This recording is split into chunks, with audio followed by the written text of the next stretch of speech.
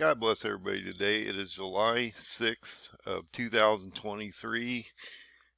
Hold on to your seats. Get ready for the ride. People, this one's getting ready to break. And I believe that there is a date coming up that could be a terrible date in both the Jewish history and ours. We'll see how this turns out. So there's a lot happening today in the markets. A lot of reports came out. There's some bad news going on out here, and I want you to report all this stuff so you're aware of it. And you need to start getting ready before July 26th, potentially for some destruction. That's in 3 weeks. So you need to sort of get a handle on this and keep an eye on this one, because this one could get interesting. So July 26th is this massive date that I keep talking about, and there's a lot going on this date. This was what they call the 9th of Av. This was the worst day in Jewish history. Both temples fell on this date. It's considered the cursed day in the Jewish history. This is coming up, and on the same day, we're having a Fed meeting, which potentially, because of the job print that just came out, I'm going to show you some of these numbers. Because of this really hot job print, Jay Powell is not accomplishing either of his mandates. He's not getting unemployment to happen to where a massive amount of people are being laid off, and he's not affecting core inflation. So my question is, and what I'm seeing is, because of this and this massive number that just came out, we could potentially see Jay Powell raise rates 0.5, which would put maximum pain on the markets, and he would do this on the 26th, the same day as the 9th of Av. So are we going to potentially see destruction occur in the markets, as well as potentially a destructive day in Israel, or a potential attack on Israel through Iran, or something bad happen on this very specific day? Now, I'm not saying it's going to, but the odds of something bad happening on this day are getting exponentially worse all the time.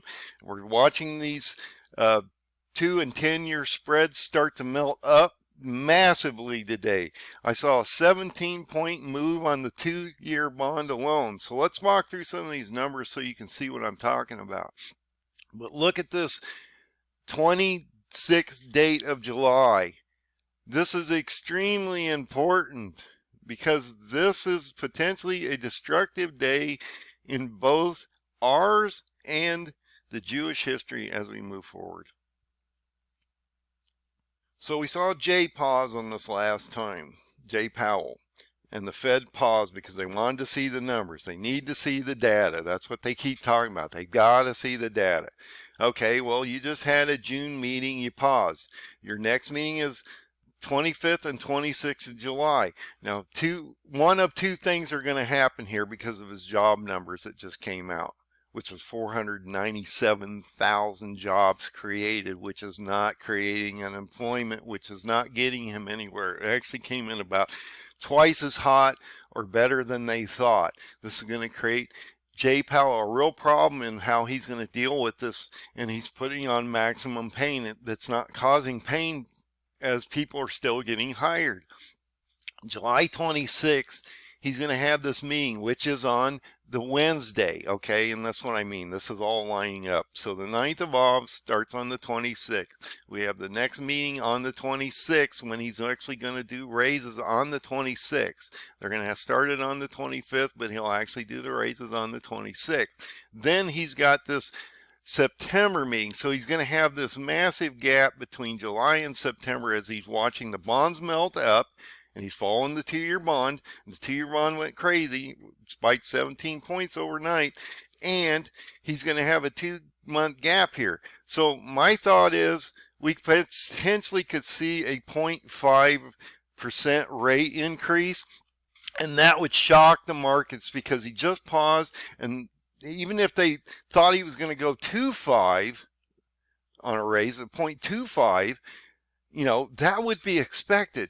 But for him, now that he's seeing this massive increase in jobs and he's not getting core to come down, he's going to have to throw some fire or water on this fire, put this thing out. And so will he do destruction in the markets and go 0.5? That would then send the markets into a real nightmare rally. I mean, it would just drop the markets.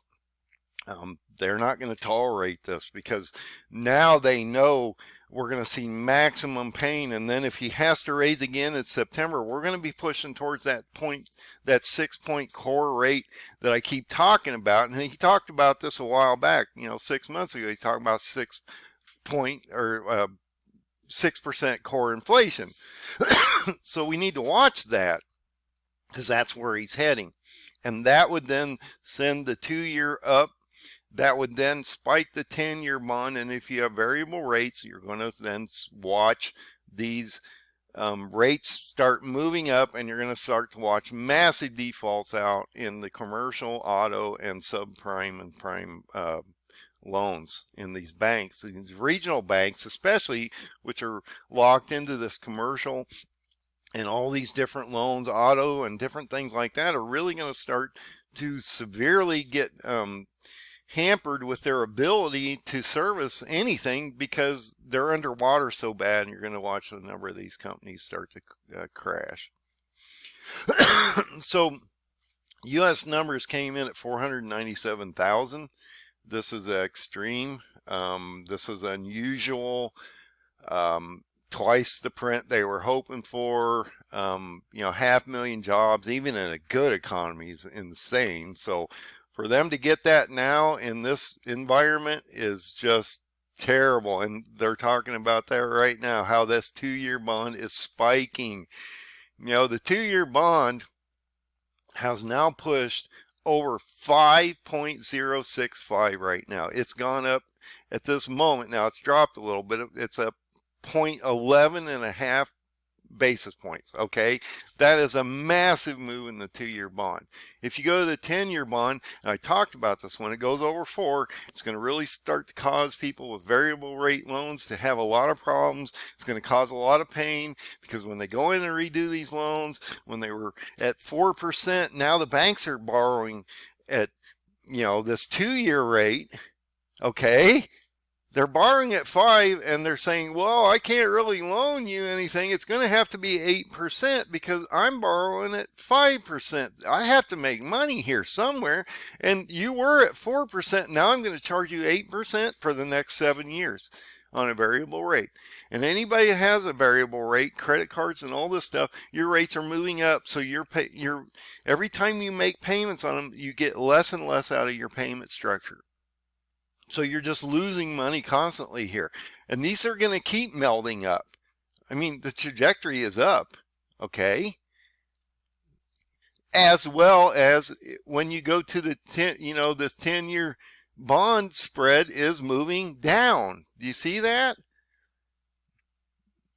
The higher this inversion goes, now the inversion's still at 0.99, but it's moving up. Okay, this whole thing is melting. Well, in this case, because it's inverse. Okay, when bonds move down in this fashion, they're melting up and the rates go up. So you have to look at it. But the inversion isn't decreasing. It's still at a whole 100-point basis spread negative. So it's not getting the job done. And today, you got potentially what, a 357.99 drop in the Dow. Okay, look at that parabolic drop there. So the markets aren't liking this at all.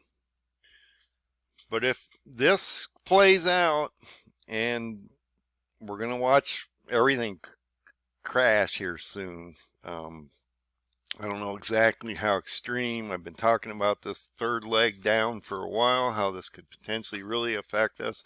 I believe that we are going to see a destructive day on the 9th of Av. I believe that we could see a potential breakdown in the markets as well as a potential attack on Israel on this very day, or Israel will attack and get repelled, and it will be a bad day for them, and that will then bring in I've been talking about this. As Sweden gets denied NATO, that will bring in Turkey, and Turkey will complete the job. Iran will fall, and we will watch them head towards Israel. And I believe that Iran will fall within the next month or two. Um, and the time between now and October is extreme. If you look at my paradigm, you realize that October 10th through the 25th is a potential sixth seal breaking and as a global nightmare event on this planet, which would then usher in the rise of the Antichrist in 24. God bless everybody. Find that open door. Find Jesus. This ride is just getting started. If you are not putting food in your homes, if you are not prepping water and finding ways to find and procure water, clean drinking water, if you're not doing the things that are required, you're going to get caught off guard here. And this is going to crash all at once, as it always does, and catches everybody by surprise. And I always tell people, they say, well, you have such a terrible message. I've learned a long time ago that if you give people any hope at all, they won't do anything to get ready. The only hope you have is that this has a good ending and that you get across the finish line and you make it into God's new kingdom. But while you're on the ground here, there is not a lot of hope, and we have to use faith to get to the end of this one, because this one's going to suck. God bless. Have a great day.